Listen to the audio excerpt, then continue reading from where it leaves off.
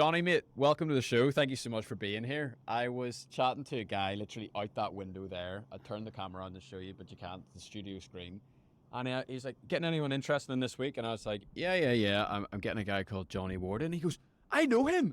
I've been following him on Facebook for years. And I'm like, this is what it's all about. So very excited. But we were talking about mums. We were talking about Mother's Day yesterday.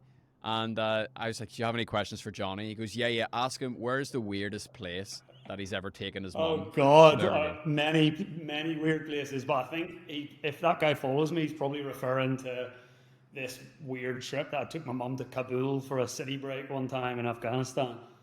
I think that's probably what he's talking about. Just a wee weekend city break. I love it. What was the why out of, obviously you've been to every country in the world. You know where the good spots are. Why Kabul? Why take your mum? It's a long story, but it was before the Taliban took over recently, so it's still sketchy, but not as sketchy. Actually, weirdly, it's safe now. I don't know if we're supposed to swear. It's more fucked up now for the locals, and it's brutal. But from a foreigner perspective, it's safer now because of this like regressive regime just clamped down and everything. Anyway, it was kind of sketchy back then when I went a few years ago.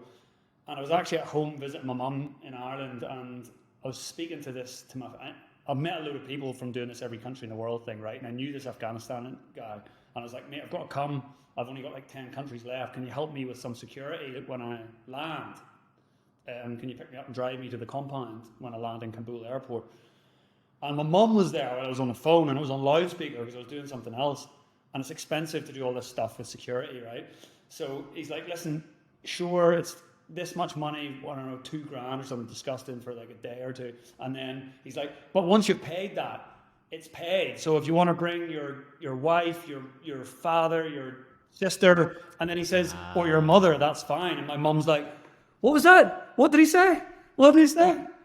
And then, anyway, that's what happened. Actually, that was a mad story. I was speaking at some conference in Istanbul the day before I flew to Kabul, and I got really drunk in Istanbul, really drunk, and the flight was at like 4 a.m, so I had to go to the airport at like 1 or 2 in the morning. I was completely wrecked, and I bought a direct flight from Istanbul to Kabul, or I thought it was. So I got on the flight, I was so hungover / drunk, and I wake up and everyone's getting off the plane. I'm like, oh shit, okay. And I got off the plane, and my plane took off, and I handed the guy my passport, and he stamped me into the country, and I got off in the wrong bloody airport, and I was just stranded there. And my mum was meeting me in Kabul. Anyway. Yeah. That's bad. That is mad, mate. There's going to be a lot of mad stories today, that's for sure. But yeah, look, hello, welcome back to Best of Belfast, the podcast that celebrates Northern Ireland and the incredible people in it. Today is part of our very special series with NI Connections, where we have the chance to interview people just like Johnny, people from this part of the world who've gone on to do weird and wonderful, sometimes wacky, sometimes high-flying. Johnny, I think you fit into all those categories. We're basically doing this to show local people. It's like, look, there is literally, this sounds like a pun. Well, it is a pun now because I'm talking to you, Johnny. A whole world of possibilities for people from Northern Ireland. And so big thanks to NI Connections for sponsoring this episode. You can check them out at niconnections.com. They are Northern Ireland's diaspora department that's Invest NI funded, and they do all sorts of great things of connecting Northern Irish people all around the world. If you're thinking about moving home, they have so much content on their website about this is what you need to do. These are the steps. We take care of all the nitty-gritty details, schools, taxes, blah, blah, blah, blah. They've done all the hard work for you, and that applies to if you're coming home or if you're thinking about moving to Northern Ireland for the first time.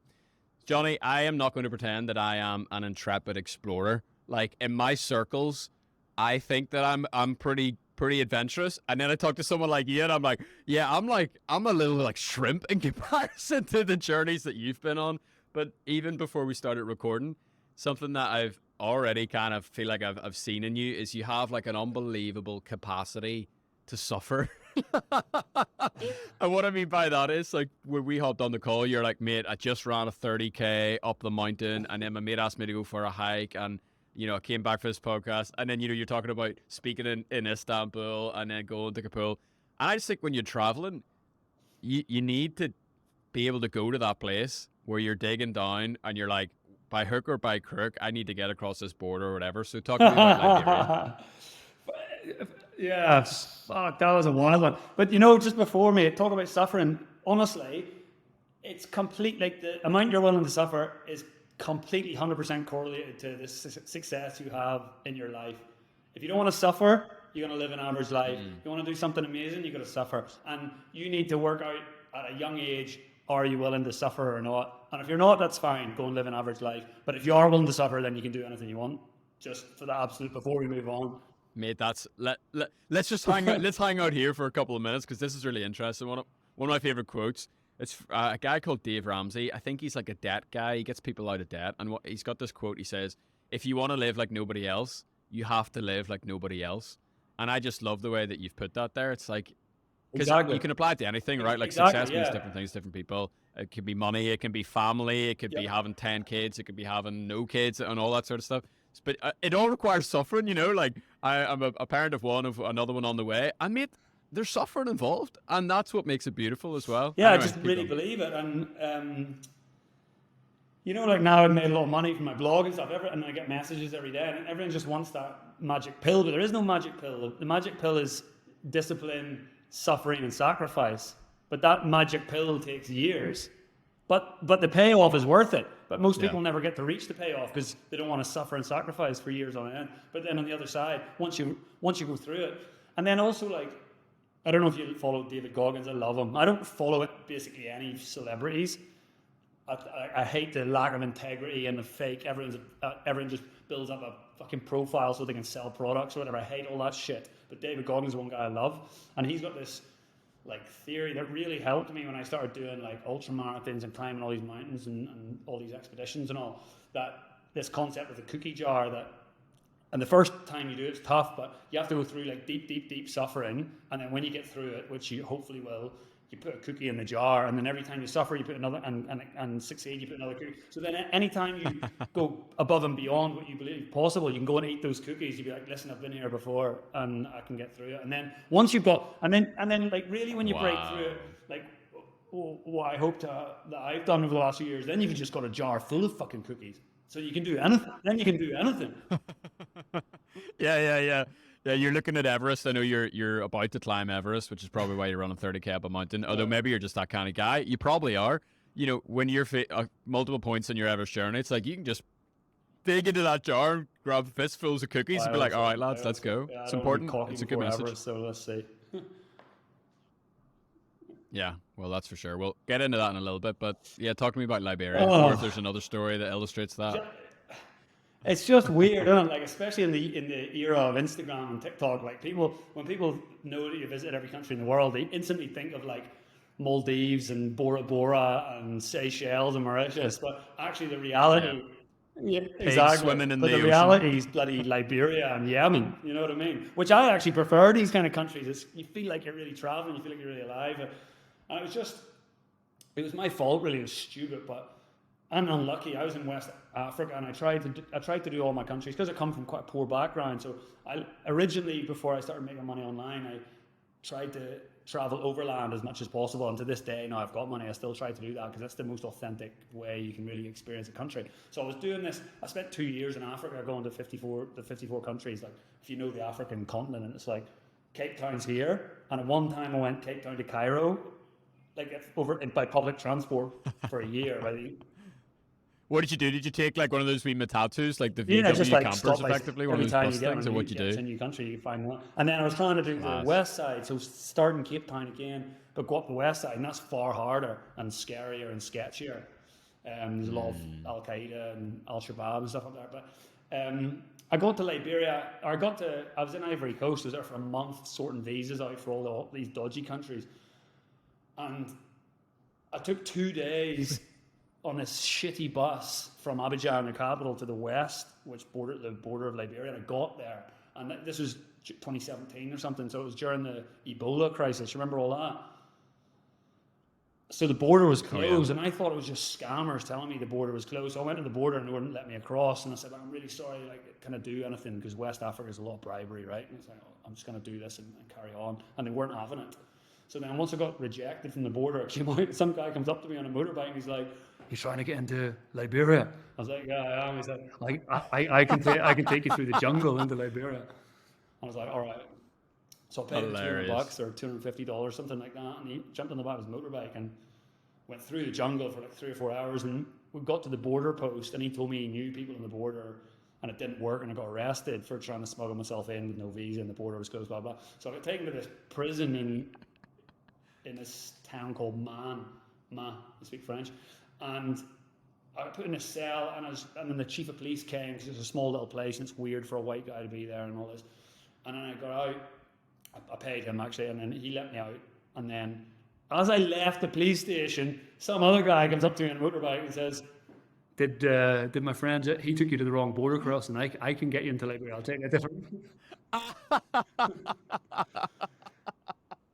So is this a racket? Is this like a chief of police racket where he's just stacking money in every single day? I just spent 2 days on a bus to get there. So like if I didn't get across, I'd have spent 2 days back on the bus. So anyway, I paid this other smuggler to take me. Yeah. But because when I was in that police station, like there's a big kerfuffle because there's a white guy in the police station and everyone's like taking photographs of me and all that. Anyway, so I got out and I got on a bike and I went the longer way to try to cross this other border. And long story short, I got to that border and the shift had just changed, and it was a load of the police from the station that had been arrested in earlier in the morning were now man American. So I got arrested again, and I got brought back to the same police station that I'd just been in like 5 hours ago. And the chief of police was furious, actually furious. I was a bit scared. I thought I'm actually going to have to call the embassy. Like they're clearly going to lock me up properly and say. And it was disrespectful. It was my fault. Yeah. And then I asked, could I speak to him? And he was lovely in the end. He was furious, but I showed him my blog and my website. He was like, "Listen, I'm so sorry. I'm trying to do every country. Like I've been in West Africa for months and months and months. I'm stuck." And he was really lovely, and he let me out, no bribe or anything. But he did give me a police escort to the bus station, and two police cars stayed there until I got back on that bus. That took me 2 days back to the capital. Yeah. Fool me once, that sort of thing. Interesting. Very cool. So, I mean, you kind of mentioned you when you were growing up, there wasn't a lot of money flying around, and you had this opportunity. You were one of, you rode that early blog wave, which is like what podcasting was 10 years ago. When did you start that blog? Is that like 15 years? Every Irishman, I was living in Australia on a working holiday visa, so God, it was the only time I've done a real job. It was soul destroying. I was like in tears on a Sunday thinking about Monday morning, and it was during that time in Australia. So I started in 2009, but I started blogging really in 2010, so 12 or 13 years ago. Yeah, man, that's crazy. And Kilkeel was your stomping ground? I was actually born in Galway. Mad. But a turbulent family situation, ended up in Kilkeel, Sure. So, single parent family, you're in Kilkeel. Like, what were some of the drivers that made you want to leave Northern Ireland? Because I'm always interested in what brings people away. Like, was it a sense of adventure? Was it the desire to escape? I know for me, a lot of that it was a combination of those two things. I left at 18 as well. My last exam, I was like, adios. It took 3 gap years, that sort of situation. What was your experience? I had obviously, like my father was in prison and all this, so he was a Catholic, and then my mum was a Protestant. My mum's a really like open-minded, cool person, and that was what I was born in '83, so I'm a bit older than you. So that was all through, and then I lived in Galway, on the Iron Islands actually, where that new Colin Farrell movie was filmed. That's where we were born, and then we ended up fleeing to the north, where my mum originally was from anyway, and just all the shitty politics and stuff. I mean, that was the late '80s, and then all through the '90s, and this bullshit. Where like, even now, I feel ashamed even saying it, even though it's not my fault. That like, I went to a Protestant school because I was with my mum, even though I'd come from across community birth, and I only knew Protestants because I went to a Protestant school. Do you know? And now, like at 39, looking back at that, how fucking ridiculous that is. That Kilkeel is roughly 50-50 Catholic Protestant, roughly. Yeah, it is. It's like pretty much exactly. And then just to instantly have half that population cut from your potential social group or network or anything, it's so ridiculous, mate. And Kilkeel's a bit heavy for that, even though it's beautiful and the people are friendly. It's like a kind of farming community. But at the end of the day, Catholics tend to walk on one side of the road, Protestants tend to walk on the other, Catholic bars, Protestant bars. And even as a kid, I was like, this is fucking ridiculous. So at 18, I left. Yeah.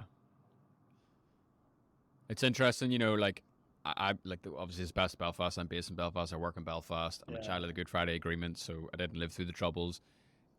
For me, the troubles, I think, the first kind of 15 years of my life when I was a teenager, the troubles for me was always a Belfast thing. And it's only, in the decade since then, I'm like, oh my goodness, like, you talk to someone who lived in Warrenpoint or someone who lives in Kilkeel, and they're like, no, this was like a real Yeah, serious interface. when I was a Like, kid, this was like completely. high stakes, There's an high army base in tension. Kilkeel Yeah. actually, and I remember it got blown up when I was about 8 or 9, and our house was near, and all our windows and everything were smashed. And I just wake up in the middle of the night and hear a bomb, and you're like, "What the hell was that?" And my mum's like, "It's okay, it's okay. They've just blown up the bloody army base." And it's like 4 in the morning.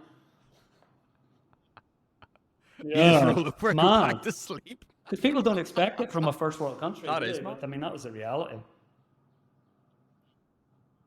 It really struck me whenever I left Northern Ireland. And again, I grew up in a time of peace, so I've never experienced any of the things you just said. But, I'd be on like the subway in New York and people would hear the accent and they're like, where are you from? You say Belfast and people look at you like you're a gangster. It's like instant street cred. Do you know what I mean? I remember breaking up a fight between these two homeless gangs in Harlem one time and they heard the accent and they were like, where are you from, mate? And I was like, Belfast. And instantly they give me like the brotherly handshake. It's like, you're one of us. And I'm like, hold on a second. Like, I'm from Lisbon. Like, I'm definitely, like, I'm not that guy. But the reputation Belfast has globally is absolutely shocking. And that's why we started the show, is because, like, let's present at least an Yeah, but alternative I feel like narrative, we are moving. But, It used to be, so how old are you, mate? I'm 28, so I was born in You'll be too 95. young to remember this, but you maybe have heard the cliche. It was Baghdad, Beirut, and Belfast, the three Bs.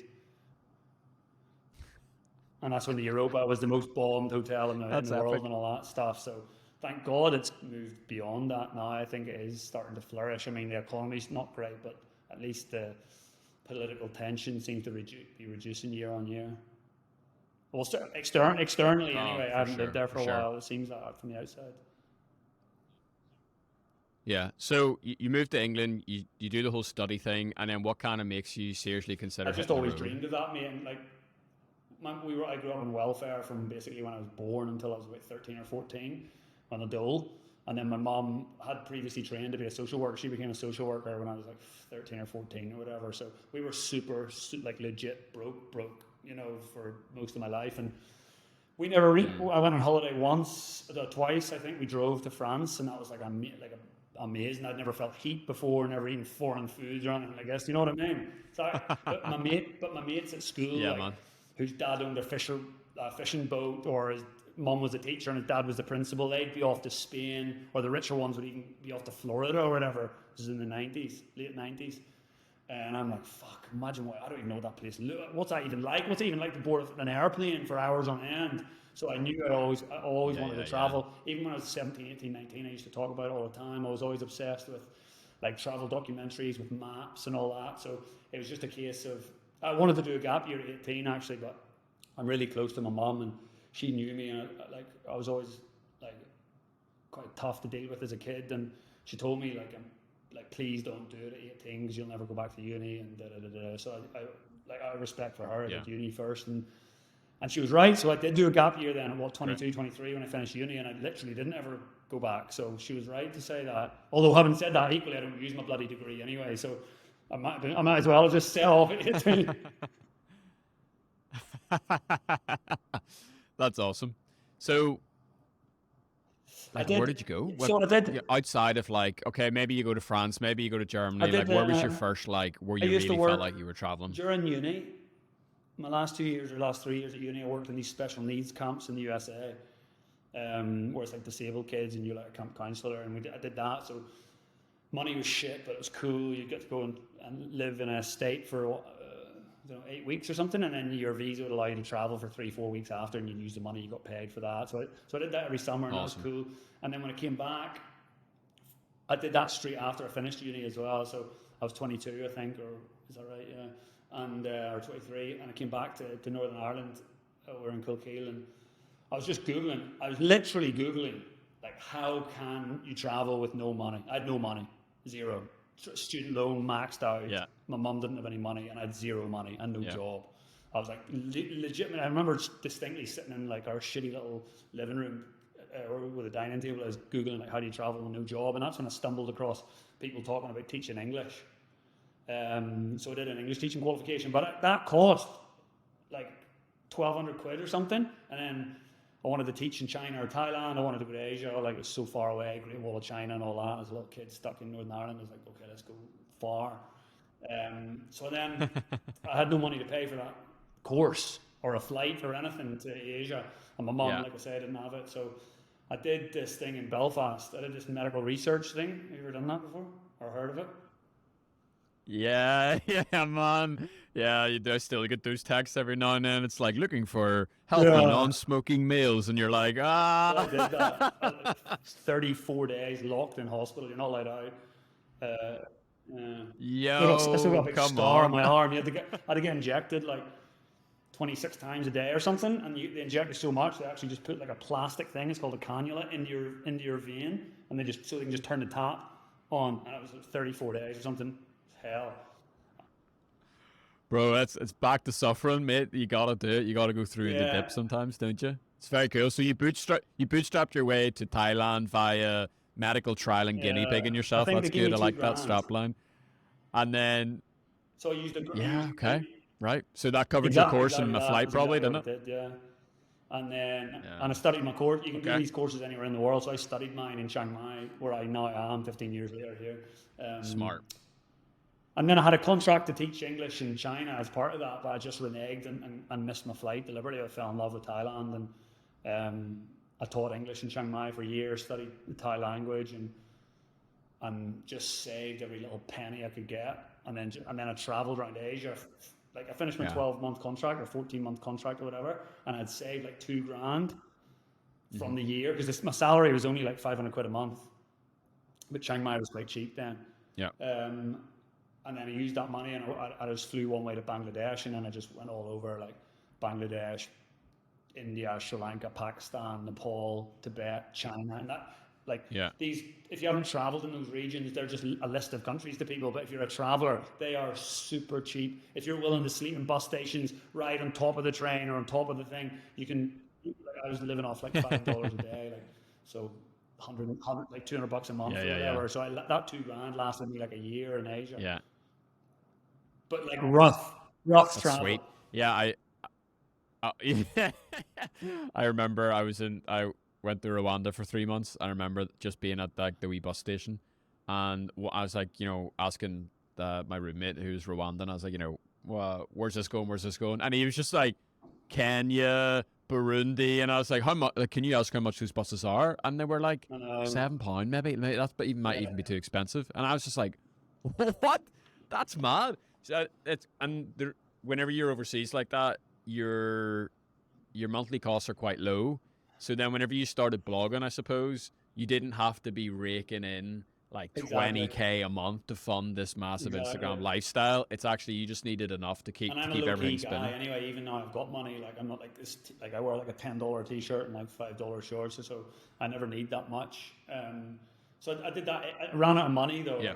and then ended up teaching in South Korea, and then traveled for another few months. Ran out of money again. Went back to South Korea for a little contract, and then 2010 I went to Australia working holiday visa, and that's when I started. I lived in Sydney for a year, working in a real job. Honestly, it was depressed. It was cold call sales, awful.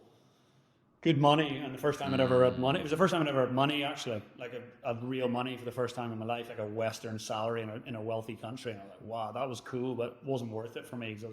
And I don't use this word lightly. Like, I feel like I was really in the pits of depression. Like, I was like literally in tears on a Sunday, like dreading that energy of the Monday morning again. So I fucked that off. As soon as I Yeah. started my blog on their dime, basically, I'd sit in the office and just built the blog, or had with a help of a Filipino guy. And then I flew, as soon as the blog was finished, I flew one way to Zimbabwe and then spent that year in Africa, like traveling around Africa. And then that was the start. That was 2011, so it was just over 10 years ago. And that's when I was like, I'm going to be the first person from Ireland to visit every country. Because I knew, like you say, and I'd lived in Thailand on 500 quid a month or whatever. So I knew if I could make up to $1,000 US, so like 700 or 800 quid sterling a month, I could live off that for 10 years. I knew that. So that was my goal, to make $1,000 a month. And then, It's brilliant, mate. Very, very smart. And yeah, I think a lot of those, like you early blog guys, like, I'm a big Tim Ferriss fan. I suppose I'm kind of only in business because of Tim Ferriss. And like, they always talk about like, blogs back in the day, and it sounds like the Wild Wild West. It sounds kind of like what social media was like 7 years ago. You know what I mean? It's like the opportunities were thick and fast, and then it kind of quickly becomes cluttered. But he has a great thing. I don't know if it was him or somebody else. And they're like, the secret to blogging or building any sort of a following online is just to be an interesting person. And if you've set yourself the goal of trying to be the first guy from Ireland to travel every country in the world, that by default draws people in. Do you know what I mean? Like there's a bit of a goal, there's a bit of a mission, but also it's like, mate, this is really interesting because, I'm here doing my cold sales job in Sydney, and I'm watching this guy go and do all this stuff. Like that's exciting. But I don't do any PR shite or like have people reaching out to media or anything. I don't care about any of that. I just wanted to live my life, and this is the difference. Like, if I ever speak at blog conferences or whatever, like it's a bit cliche this, and it's a bit American, but the sentiment is accurate. That social media, generally speaking, apart from your bloody Logan and Jake Pauls, of course, they're unicorns, but generally speaking, like social media is for your ego and websites are for your bank account. I know so many millionaires in Thailand who own websites, and I know so many TikTokers, YouTubers in Bali who live the high life on social media, who are in my DMs asking me how to make money from websites because they're broke. But everyone thinks they're like rolling in cash in Bali, whereas my mates who own websites here in Chiang Mai are actually rolling in cash, but don't sing it from the rooftops. Yeah. That's so interesting, mate. Yeah, those who speak the loudest know the least. It's that sort of thing, isn't it? But I love that social media's for your ego, websites for your bank account. Yeah. But then, do you know what, mate? Sorry, but this whole new Go generation thing, I would worry. For me, it was never a question. Do you want to be rich or famous? Or let's say financially free rather than rich, so I can help my mom live a good life. Like when I have kids, they don't have to go through the struggles I went through. I feel like if you were to ask people, do you want to be rich or famous in this day and age, that would be a split answer, and which blows my mind. I think the majority, I would go as far to say like 65 to 70% would choose the fame mental. Over the wealth. Yeah. Yeah, which is interesting because again, like, sorry to keep name dropping Tim, but like he put out something a few years ago, and he's like, everyone wants to be rich and famous, and then it was like ... just try being rich first, because his whole thing was once you become wealthy, you'll find that maybe a lot of the desires that you had to become famous go away, but also if you become famous, your life becomes very, very, very, very difficult. Like he shared some really interesting stories about, like the security he has to have around his life and the inability to go out places. And he's not like an A-list celebrity, but like you think about Jim Carrey or Brad Pitt or George Clooney or blah, blah, blah, blah, blah. It's like, what quality of life have those guys had to lay down because of their fame? But do you know what I mean? What those guys won't suffer from, I presume, though, is imposter syndrome, which at least they've got some talent backing up their fame. I would worry that social media fame. What have you done? If anything, all you're doing is damaging society. Chicks showing people that it's style over substance, and guys selling fake courses to make money when they're not creating any product. They're not actually built making money from their own business either. So they're getting famous off the back of what? Like a bad message for society. It's a pyramid scheme, pretty much, isn't it? Yeah, that's fascinating. So what were some of your early revenue streams, and how has that shifted over the last 10, 13 years of blogging? So I started 2010, right? So I flew to South Africa for the World Cup. The 2010 World Cup was in South Africa. So I flew there. I flew to Zimbabwe and then went down to South Africa. And then I did that brutal but amazing like public transport thing I said from Cape Town to Cairo. And I was just blogging, and looking back at the content, it was awful. But it was the early doors of blogging, right? So shit content was competing with no content, whereas now shit content's competing with good content, right? But anyway, I did it, and I started getting advertisers reaching out to me basically after about 3, 4, 5 months of being in Africa. I was in Ethiopia, and it's a funny story actually. A guy called Baba Bojang emailed me saying like, I'd like to place an ad on your website, and I was like, well, I thought it was my mates winding me up actually, so I sent him an email being like, bullshit, and he was like a young black guy from London, and he's like, no, I'm serious, and I was like, oh wow, okay. And then I got my first deal. It was $80 or something, like 60 quid, and then I was doing an interview with like BBC or CNN or something when I just wrote The Atlantic. And I told this story I'm telling you about this Baba Bojang guy, and he heard the bloody interview, and he reached out to me again last year. He's like, that was me, I gave you that. And I'm like, oh man, thank you That's so unbelievable. much. Wow. So that was, yeah, So it a was lot just of ads, and ads. for the first few years, it was just ads. So like that was my first ad, $80. The month after that, 2, 3, and by the end of 2010, I was making maybe $500 a month, and I moved back to Thailand then in 2011 Sweet. because obviously I knew how to live there. But I moved to Bangkok instead of Chiang Mai, and I kind of paused my travels and tried to build the online income during 2011, but it didn't really. I just ended up getting drunk and fat for a year. It was like I was making like $500 and 1,000 and 1,005, and then maybe topped out at 2 or 3 grand, which is not a fortune, but for me, I didn't like Yeah, I didn't have a job, and I was living absolutely. in Thailand, which is amazing. So I was just getting drunk all the time, basically, and partying all the time, which was fun, but I do kind of feel like I wasted that year. Although it did give me a belief system in making money online, so there was value there, but I shouldn't have just been drinking every day of the week, but I did anyway. And then I got hungry for the lifestyle. I wanted to go Bangkok to Belfast without flying, so I did that in 2012, and that really marked the end of that crazy. Oh my God, I'm making money online. Like, let's just party and I don't have to work, and because you don't even have to work 2 or 3 hours, or even maybe 5 hours a week, you know. So the money was coming easy, even though it wasn't much, but to me that was a lot. And the following year, I did Bangkok to Belfast overland, and I never really let up since then. That was 2012, and since then, like every year has been like quite intense, both business and life. Like trying to make the most of. I know I'm in a very fortunate Yeah. position, and I don't want to ever look back and feel like I wasted my time. I think it's good though because you mentioned that year where you got drunk and fat. Your words, not mine. And like you need to be moving forward. Like, and I respect that. You you reach your goal of traveling to every single country in the world, and then there's something else, and then there's something else, and then there's something else, and now you're trying to be the first person in the world to travel. Every single country in the world, all the major peaks, and is it Yeah, yeah. North and South Pole? That's it. What Yeah, am I missing in that's that right. Every equation? country's 7 summits, North Pole, Yeah. South Pole. And like, I'll be honest with you. See, maybe 3 years ago, I would have looked at that and I would have been like, "Oh my goodness! Like, where's the contentment? Like, when are you ever going to be satisfied with your life? Like, all that sort of stuff." And see now, I'm like, "No, no, no! You need that to keep moving forward. Because if you stop, you just get drunk and Well, I'm fat." living proof. Yeah.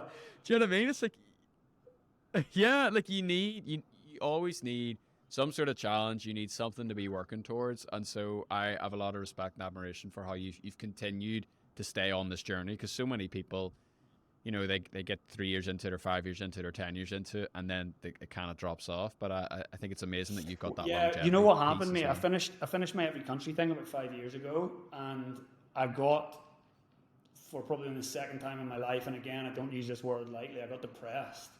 Um, Again, I was drinking all the time, and I moved back to Thailand. Money was good by this point. Like I was making 20, 30K a month from like my online stuff, and I got a bit fat again then 2017. And to be honest, my sister, who's a bit of a hippie, she told me, like, be careful, Johnny, when you finish your every country thing. We had a big party in Norway. It was my last country. A lot of people came. She's like, be careful because there's going to be a big void in your life. 11 years of full-time travel and stress and adrenaline and like beauty in the struggle, but still a struggle. And then it was all over, and I really struggled for about 6 months. My business went to shit. It went to zero because I just wasn't getting up in the morning and doing anything. And that's when I decided to start doing all these ultra marathons and climbing all these mountains and North Pole, South Pole stuff. And that's been great, actually, over the last 5 years. It's been cool. It's cool. A lot of ultra guys I've talked to, like I'm not an ultra guy, like if that's not clear already, but like talking to a lot of ultra athletes, like I love like hearing some of the lingo that they use, but they always say like, what is it? What did the guy say to me the other day? Something along the lines of like, what demon is in your cave? What is the thing that's like constantly driving you forward? And I guess like my question to you is, why do you think whenever we as people stop that our shadows seem to get bigger, or the dragon comes out of the cave, or whatever kind of language you want to use there? Why do you think it's I important that we think keep moving? that, and this is what I didn't appreciate for my every country thing, truth be told, but now I know, and it's easy to say at 39, is that like the beauty's in the struggle, isn't it? Like that, and I've enjoyed this process for the every country and the North Pole, South Pole, and the ultra endurance events and all. I'm well aware that the beauty's in the struggle, like me training for Everest at the moment, and And I know that like it's not always about the goal. You need the goal to have the struggle, but the enjoyment and the fulfillment is the struggle as much as the goal. But that's a very easy thing to be trite about when you've gone through like a huge thing, this every country thing. It took me 10 years and dominated my life, and I had to go into the pits of despair and almost lost everything. Like I had no savings left, my business had gone to shit, and like I was boozing all the time again. And I'm fortunate then that I'm on the other side of that now. It's very easy for me to say that, and I wish I had a way to convey the emotion I feel and the knowledge that I have from that journey that I could impart onto other people. But perhaps other people need to go through that, like to chase a goal, reach it, and feel like, oh shit, the beauty was in this. The beauty was in building up to the goal. But so I guess what I would say then, having done it and now doing something even bigger, is that like don't despair, jump back on the horse and set a bigger goal. And that's certainly what I'll do now when I finish. I'm going to finish this first person to do every country, 7 summits, blah blah blah. I'm going to finish it, hopefully, please God, in December, and I'll jump straight onto something bigger. Nice, mate. I really take that on board. I have a deadline next month for my first novel, and that's been like, I've been writing that for years. Like, depending on how long you say it, there's different ways to say it. Like I've been working full time. I've been going hard at it for 3 years, and I kind of had drafts before that. And so I really take that on board because, I'm coming up to a cliff edge, and I was reading something the other day. It's a great book called The War of Art by Stephen Pressfield. You ever come across that book? Please, mate, I'll ping it to you afterwards. I think you'd really, really enjoy it. And he said he used to have this old school writing mentor, and his whole life was falling apart, and he became an alcoholic because he wasn't writing and he wasn't doing his thing. And then finally he hit rock bottom, and he got divorced, and he went to this wee caravan in a trailer park, and that's how he was able to actually sit down and do the work. He finished the first novel, and he walked to this writing mentor next door and was like, "Mate, I've done it. I finally finished my novel. What should I do?" And the writing mentor's just like sitting there smoking a cigarette, and he goes, "It's like, yeah, start working on the next one tomorrow." And the guy was absolutely crushed at the time, but it's like as he got older, he realized, like, mate, that was the best. And this is what Goggins you've seen Goggins' new book. It's called Never Done, and the concept is like you don't struggle. There's no peak that you reach in life where you sit back and be like, I've done it. And that should be like that. Never done. Like the beauty's in the struggle. But what do you want to do? Live a normal life. Go ahead. I'm sure that's been brutal writing that book. What kind of book is it? It's a fiction book about a Belfast messenger courier in Belfast. So much respect for people who can sit down and battle through the journey of writing a book. I can't even imagine. Honestly, so much respect for people. Like the workload and the stress and now deadlines and all that. I can't imagine. So well done if you're nearly there. I get very inspired by people like, for example, writing a book because I know the battle that is. But what I don't get inspired by is dickheads sharing inspirational quotes on TikTok and Instagram, but don't do anything about it. Do you know what I mean? They say like the true person, the true version of yourself is what you do behind closed doors that no one ever sees. That's what will dictate whether you're a success in life and whether, like, depending on what your success level is, that'll still always dictate that. And I'm thinking about a guy specifically when I talk about this. I just did this awful but amazing run from Chiang Mai to Chiang Rai. It was 200k straight shot, and it was like so painful, right? And there's this guy. Chiang Mai is a big digital nomad hub, which is an amazing place to live if you work online. There's like literally thousands of people trying to make their way online. It's nice, but a lot of frauds with it. But whatever, you take the rough with the smooth.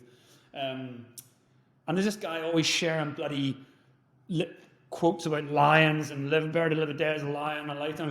So me and my mate, I've got this Geordie mate, I love him to bits, and he's not really a runner. And I've got this guy who was a fat Irish guy, and I dragged him along to train with me to run the marathon. And then Bangkok Marathon was cancelled, and I said, let's just bloody run from Chiang Mai to Chiang Rai. It's 200k, boys. And those both said yes. And then we asked this bloody better to live a day as a lion guy, and he's like, 200k? Absolutely not. That'd be brutal. That'd be agony. I'm like, all right, mate. Okay, see you later. So good. So what were some of the? Give me like your top three hardest countries, because I maybe I'm maybe sitting at 30, and all of them have been very very easy. The hardest was we went in Nepal after the earthquake to do a bit of work, and that was a bit dicey because everything was a bit chaotic. But other than that, it's I been was in, very very smooth yeah, sailing. I was So in the other than Himalayas for that Liberia, earthquake. That was a wild time too. Uh, wasn't the best. yeah, yeah. What's the Uh, hardest? I mean, God, and maybe get a chat with you about that after, because yeah, there's a lot of interesting things happened. That was a really important trip in my life, the whole Nepal trip. because, But yeah, well, anyway, yeah, I'm not we'll sure if maybe you for saw, another because I time. run a non-profit called Medita Adventures. We build a lot of clinics, playgrounds, kindergartens, and stuff around the world. We actually just did one 2 weeks ago for the Burmese refugees. We built a dormitory for an orphanage. And we do 2 or 3 projects a year where like I bring people who follow me online to the area, and where normal companies would take the money as profit, we use the money to build projects. Pretty cool. And we did one in Great, Nepal mate. actually. We built a Great. kindergarten in Nepal too. Yeah, hard Wow. countries though is a bit different because I mean like hard, but visas are hard. Like you know what I mean? Although my second last country was Yemen, and it was during the civil war. I mean, it's still ongoing to be honest, but it was pretty bad in 2017, and I had tried and failed 6 times to get into Yemen, and it was literally my second last country. So I'd spent like 10 and a half years doing 195 countries, and I'm stuck for 6 months on my 196. It was infuriating, and I really thought I wasn't going to get in. I flew to London, went all around Africa trying to get visas from Yemeni embassies, but they didn't issue it. And fair enough, they don't want to deal with some dickhead on holiday. They've got bigger fish to fry. I completely respect that. But equally, I want to finish my goal as long as I don't risk any danger. So there's an island off the coast of Somalia called Socotra, which belongs to Yemen. I ended up trying to charter this airplane with like 20 people to go there, and we got turned. This is like my 5th attempt of trying to go to Yemen, and I got turned away by the Saudi Air Force while we were in the air. And I thought finally I was crying, cracking champagne, and the pilot's like, no. we have to turn around. I thought he was joking because I'd been speaking to the pilot for hours before. I was like, finally I can finish my every country thing, and we literally just went around and landed in Oman. So then when we landed in this city called Salalah in the south of Oman, all the other people like went back to their normal lives to go back to work. Okay, they failed, and I was like, I am not leaving Salalah, this port town in Oman, until I go to Yemen. I'm not going back to Thailand. I'm staying here until I go to Yemen because Oman borders Yemen. And I stayed there for like 5 weeks, got this shitty hotel, and went out every night talking to people. And then I met this Yemeni refugee who's living in Oman, Yahya, who's a very close friend of mine now. And I told him what I was doing, and he took it as part of his personal goal to help me get there.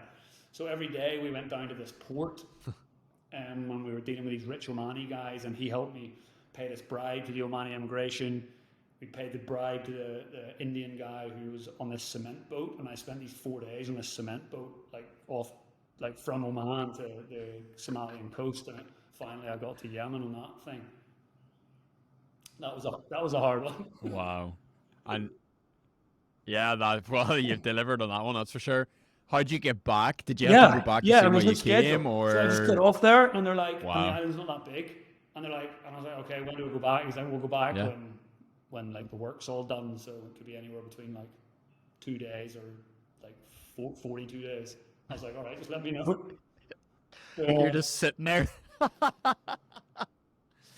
Mad. So, like, situation like that, no internet access, I assume, on a cement boat on the way to Yemen, right?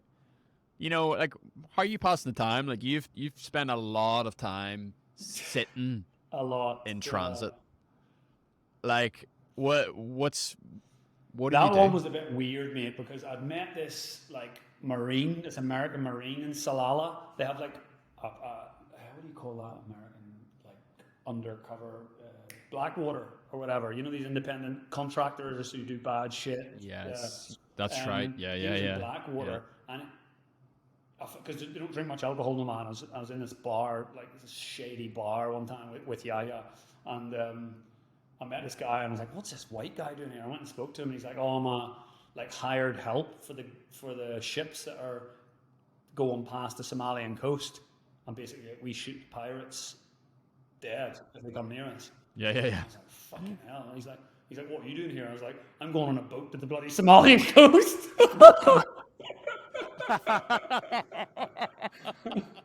And he's like, oh, are you? He's like, do you have any security? I was like, no, it's like a cement, like this little wooden Indian cement ship. And he's like, oh, okay. So anyway, I got on the boat the next day, and I was like, fucking hell, this is a bit scary, actually. And it took these 4 days, and then and it went like, and I'm not joking here, it went like 4 miles an hour or something. It was a piece of shit. And it was covered in cockroaches. Anytime I turned my and I was just sleeping rough. There's no beds. I'm just sleeping on the deck. And if I turn my head torch on, like, just cockroaches are just scuttling everywhere. Scatter. Awful. No. And then on like day 3, I could just see on the horizon a boat, and we were going so slow, and I was like, what if that's fucking Somalian pirates? What if they know? Because although there's nothing on our boat they would steal, there's a guy with a British and Irish passport that they would quite happily steal. Exactly. Oh, they would steal you. And because we were going like 3 or 4 miles an hour, Yeah. that lasted 11 hours of stress. I was like, they're coming. And I got slightly bigger, slightly bigger, slightly bigger. And I was like, what am I actually going to do? I'm just fucked. Like, the Indian guys didn't speak any English. They could have just called their mates and been like, come and get this dickhead, easy pickings. And of course, in the end, it was fine because I'm still here. But that 11 hours that day, you say, like, what did I do? On day 2, like, I'm contemplating life and deep thoughts. Day 3, I was like, I'm going to die. What am I doing? Why am I on this boat? Yeah. So, yeah. Love it, mate. Absolutely love it. How's your relationship with Northern Ireland So my changed over mum the years? left recently. My sister, so it was just mum, my sister, and me growing up. And then my sister moved to London. She did like the standard 2.4 kids, lovely husband. She's actually they're also coming here on Friday in 2 days' time and staying in my house. Yeah, lovely. Brilliant. And they were living she's lived in England since she went to uni, so 20 years already, and married with 2 kids. So then my mum was back and forth from Belfast to London, seeing them all the time anyway. And then my sister moved up north to a place called Whitley Bay near Newcastle, England, not Newcastle, Northern Ireland. And my mum's brother lives kind of near there, so my mum was like, okay, maybe my time in Northern Ireland's up. My daughter lives there, my brother's there, they're starting to have kids.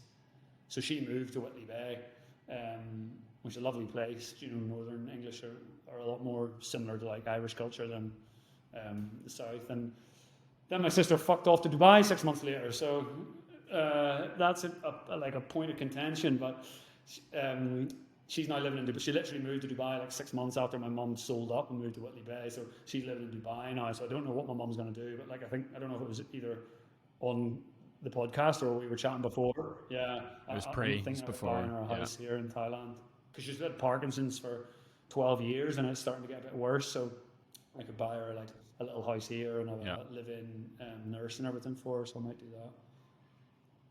But in terms of like my relationship with Northern Ireland, How do you? now my mum's gone, which is the point of that. Sorry, I got a bit sidetracked. I haven't been back since then, and she left like 2 or 3 years ago, I guess. So I haven't been back. I think I might even go back this summer. I'm in Europe this summer. I might go back and see some friends, but it's strange.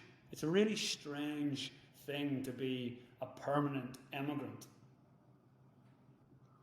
And when my mum sold our house in Kilkeel, like I was really emotional. My sister was quite blasé, and my mum was kind of blasé, and I was really, really, really emotional about it, to be honest, because I knew that was the end, basically, of my permanent connection to Northern Ireland, culture aside.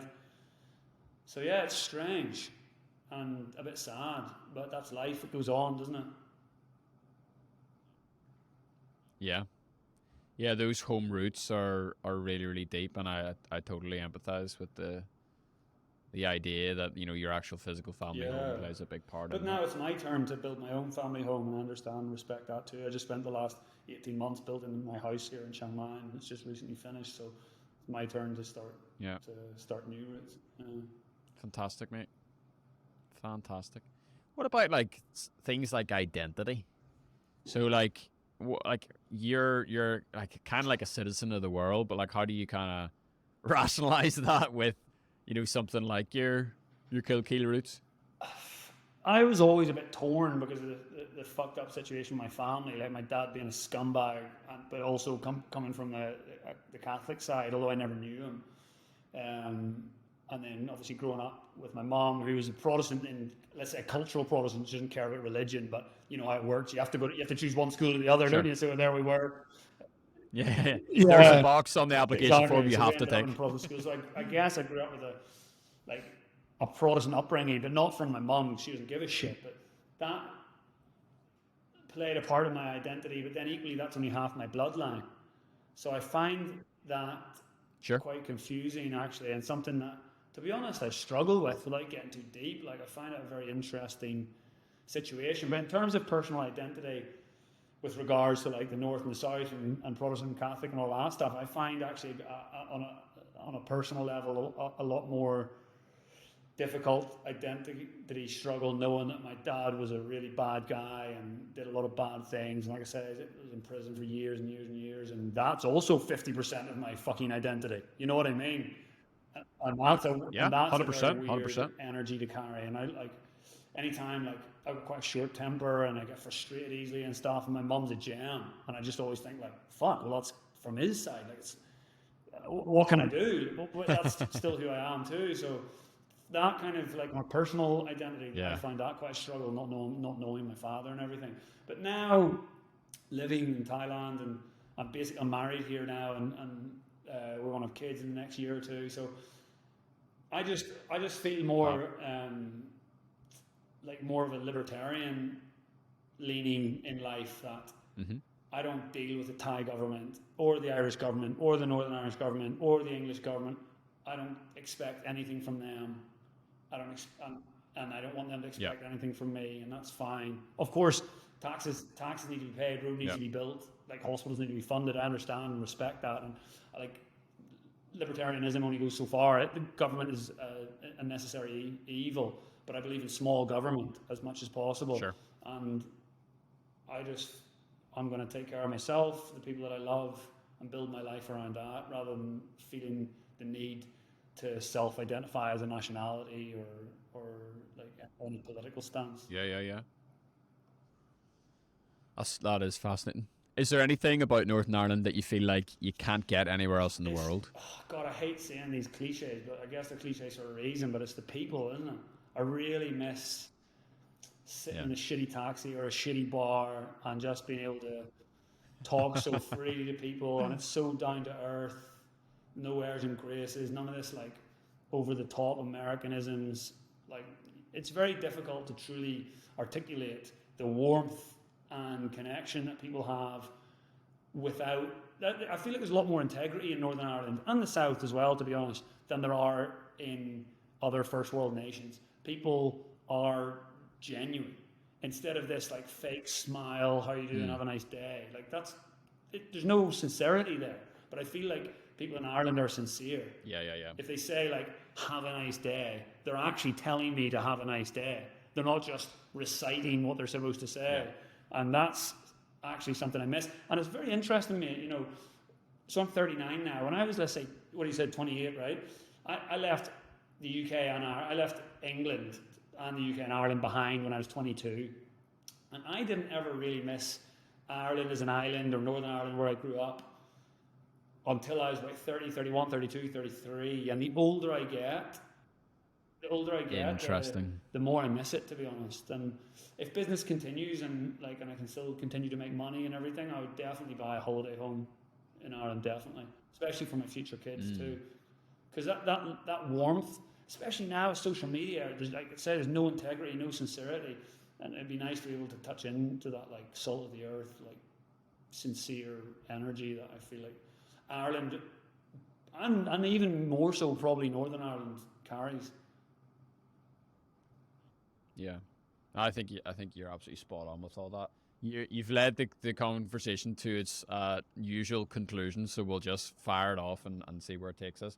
The final question is, it is a cliche, but, you know, as you say, cliches are there for a reason, and I like it. It works, and I've always found it personally meaningful. So if you could go back in a time machine to a 22, 23-year-old version of yourself just before you left Northern Ireland behind, you had a couple of minutes of that Johnny's time, what are you telling him, mate?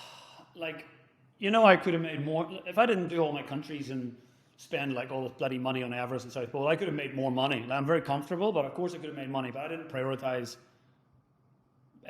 business ever. I prioritized my life and my lifestyle, and I'm proud of that. So, like, I hate to blow my own trumpet, but I'm just very happy with the decisions I made as an adult, and I reflect positively at the strength of my character to stay true to what I wanted and who I was.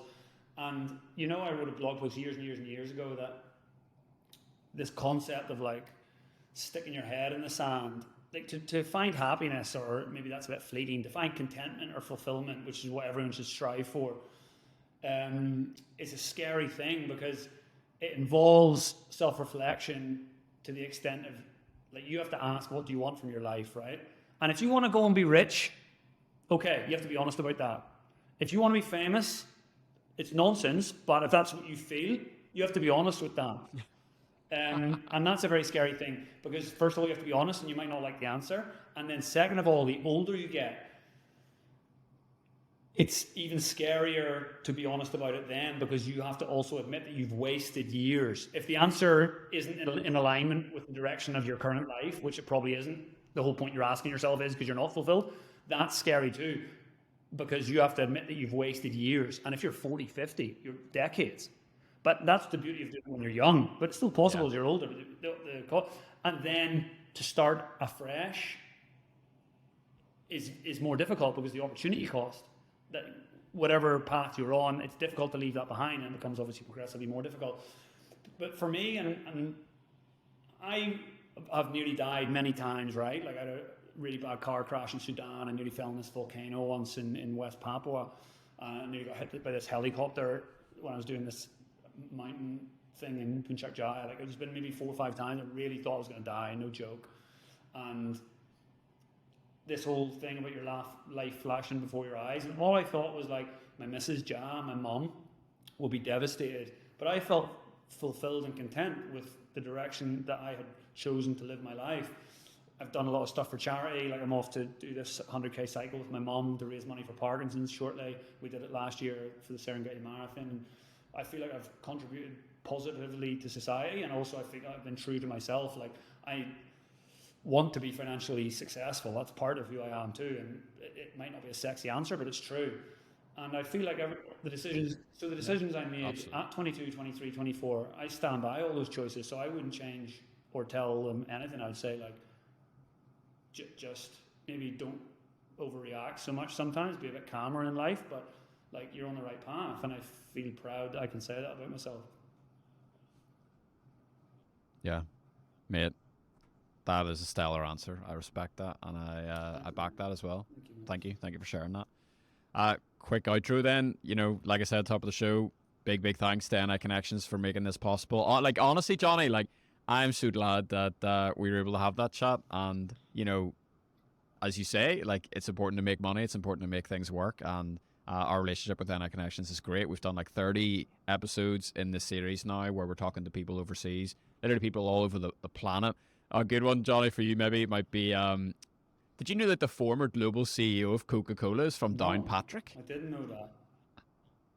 Mate, he's an absolute legend. He's just turned 80, I think. His name's Neville. And he's currently he lives in Barbados, but I think he does like a quarterly thing where it's like Barbados, France, somewhere, I mean, like, it's that sort of thing. That salary really cool. Would be something different. Yeah, yes. he can go wherever he wants. Neville's doing all right, and so I'm so grateful for the opportunity to do a series like this, because it also it puts me in contact with some amazing people around the world whose stories, like, I can learn from. So yeah, big thanks to NI Connections. Like I said, niconnections.com is where you can sign up for their free email newsletter to stay connected to all things Northern Ireland. Like, any big major investments coming in, any cool stories, any exciting things that someone from Northern Ireland has done, those are things going to be landing in your inbox. And like I said as well, if you're thinking about moving to Northern Ireland for the first time as an overseas listener, as I know there are lots of you, thank you so much for checking the show out once again. Or if you're thinking about moving home, they have made it really easy for you. They are your go-to stop to make all that happen. And Johnny, I really, really appreciate you spending this time with us, and good luck with Everest. We didn't even talk about it, but that's because you shared No so worries, much mate. other great stuff. So Yeah, appreciate maybe you. I'll speak to you if I succeed. Yeah, there you go. There's the round two. Will be tell us in detail about Everest. Actually, Well, that's a good maybe we shout. wait I for the like that. South Pole and Everest. That'll be January. Pick it up in January. Perfect. Perfect. I'll see you in Sounds good, mate. Okay, 2024. thanks. Thanks very much. Good Have a luck. good day, guys. Thanks for listening or watching. Cheers.